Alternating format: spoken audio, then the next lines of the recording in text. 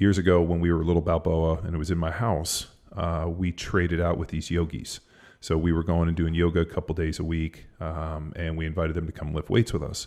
These people were that had done yoga were super flexible. They could do all these poses. They were really good with isometric contractions, everything.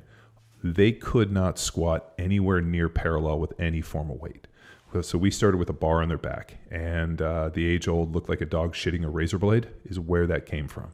They rounded their backs. They couldn't squat. They couldn't get parallel, but they were super flexible. And I realized that flexibility wasn't their limiting factor.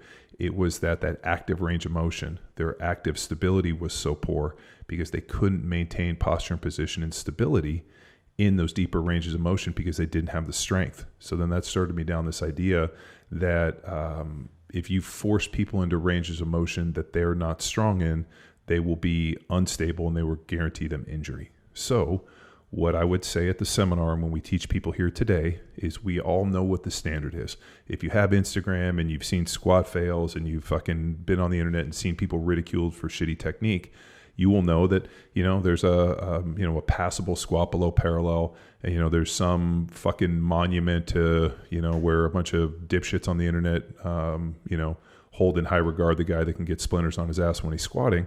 And while it looks cool, is it, a position that you're ever going to see in athletics? Not unless you're a fucking catcher. So what is the ideal range of motion? We all know what it looks like. We all know what a good looking squat looks like.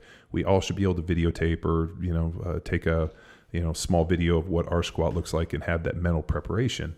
Now a lot of times when you start forcing yourself into ranges of motion and that you're not comfortable, you're not strong in, you're going to see people do a bunch of shit. They're going to round their back, they're going to dump their knees, they're going to do whatever they can to get into those ranges of motion, and the squat's going to look awful, like a dog shitting a razor blade.